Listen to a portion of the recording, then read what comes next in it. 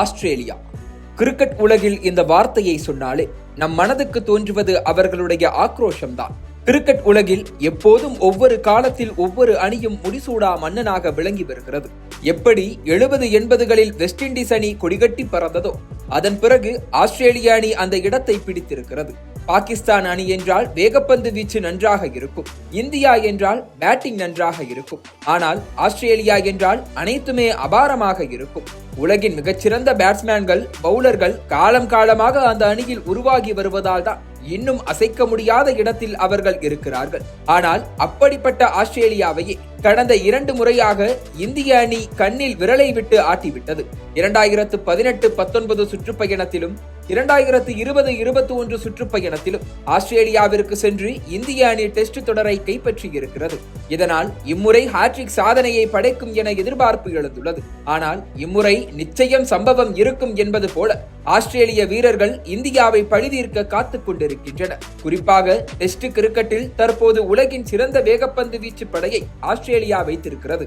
ஆஸ்திரேலிய அணியில் இருக்கும் 3 வேகப்பந்து வீச்சாளர்களான Mitchell Starc, Pat Cummins, Josh Hazlewood என 3 வீரர்களுமே மீம்களில் வரும் 3 நெருப்புகளை கக்கும் டிராகன்கள் போல இருக்கின்றன.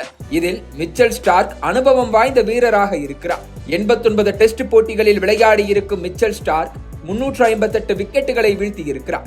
ஆஸ்திரேலிய அணியின் கேப்டன் பேட் கமின்ஸ் 62 டெஸ்ட் போட்டிகளில் விளையாடி 269 விக்கெட்டுகளும், 70 டெஸ்ட் போட்டிகளில் விளையாடிய ஹேசல்வுட் 273 விக்கெட்டுகளையும் கைப்பற்றி இருக்கின்றனர். இதில் ஒரு காமெடி என்னவென்றால், இந்திய அணியில் இருக்கும் பும்ரா, சிராஜ், ஆகாஷ் தீப், பிரசித் கிருஷ்ணா இவர்கள் 4வரும் சர்வதேச டெஸ்ட் கிரிக்கெட் போட்டியில் விளையாடிய வேகப்பந்து வீச்சாளர்கள் எடுத்த மொத்த விக்கெட்டுகளையும் சேர்த்தால் கூட இந்த 3 வீரர்கள் எடுத்த விக்கெட்டுகளின் எண்ணிக்கையை தொட முடியாது.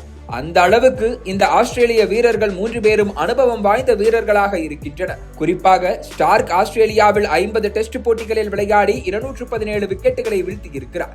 இதில் இந்தியாவுக்கு எதிராக அவர் 18 டெஸ்ட் போட்டிகளில் விளையாடி 48 விக்கெட்டுகளை கைப்பற்றி இருக்கிறார். ஹேசல்வுட் 39 டெஸ்ட் போட்டிகள் விளையாடி 162 விக்கெட்டுகளை கைப்பற்றி இருக்கிறார்.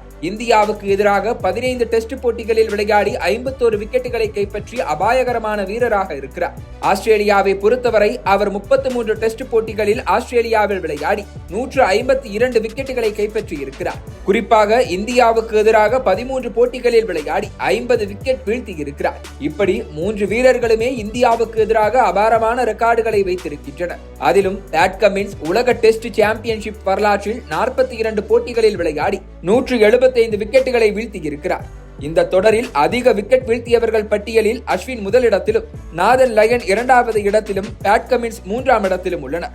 இந்த 3 வீரர்களின் அனுபவம் நிச்சயம் ஆஸ்திரேலியாவுக்கு பக்கபலமாக இருக்கும். ஆனால் இந்த 3 வீரர்களுக்குமே வயது 30ஐ தாண்டிவிட்டது. பொதுவாக வயது அதிகமாகிவிட்டால் வேகப்பந்து வீச்சில் ஜொலிக்க முடியாது என்று சொல்வார்கள். ஆனால் இந்த 3 வீரர்களுமே நல்ல உடல் தகுதியில் இருக்கின்றனர், தங்களது ஃபார்மின் உச்சத்தில் இருக்கின்றனர். இதனால் வயது அதிகமாகிவிட்டது என்ற விமர்சனமே இங்கு எழவில்லை. 3 வீரர்களுமே சர்வ சாதாரணமாக 140 கிலோமீட்டர் வேகத்தில் பந்து வீசக்கூடியவர்கள்.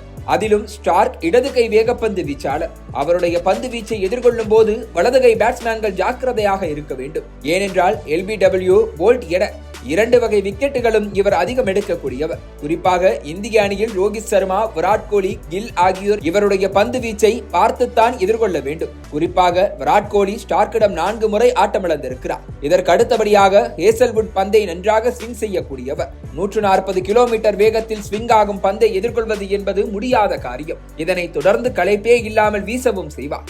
இதுவரை டெஸ்ட் கிரிக்கெட்டில் விராட் கோலி 3 முறை ஹேசல்வுட்டிடம் ஆட்டமிழந்திருக்கிறார். இந்த 2 பவுலர்களை விட அதிபயங்கரமானவர் என்றால் அது பேட் கமின்ஸ் தான். எப்படி திரைப்பட விழா ஒன்றில் தயாரிப்பாளர் ஒருவர் பாட்டு வேணுமா பாட்டு இருக்கு, ஃபைட் வேணுமா ஃபைட் இருக்கு என்று கூறுவாரோ அதே போல பேட் கமின்ஸிடம் அனைத்து வகையிலான பந்து வீச்சும் இருக்கின்றது. குறிப்பாக விராட் கோலி பேட் கமின்ஸுக்கு எதிராக தடுமாறி இருக்கிறார். இதுவரை டெஸ்டில் 12 இன்னிங்ஸில் கோலி மொத்தமாக கமின்ஸுக்கு எதிராக 96 ரன்கள் தான் அடித்திருக்கிறார். இதில் 5 முறை அவுட் ஆகி இருக்கிறார். இதனால் இந்த முறை 3 வீரர்களை சமாளித்து பேட்டிங் செய்வது என்பது கொஞ்சம் கடினமான காரியம்தான். இவர்களை எப்படி எதிர்கொள்வது என்று கேட்டால் அதற்கு 2 வழி இருக்கிறது. ஒன்று, புஜாரா போல பந்தை உடலில் அடிவாங்கிக் கொண்டு பவுலர்களை டயர்டாக அதன் பிறகு ரன் சேர்க்க வேண்டும்.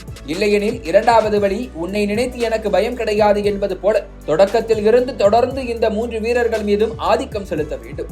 ஆஸ்திரேலியாவின் வெற்றியை பொறுத்தவரை இந்த 3 வேகப்பந்து வீச்சாளர்கள் கையில்தான் அந்த அணியின் வெற்றி இருக்கிறது.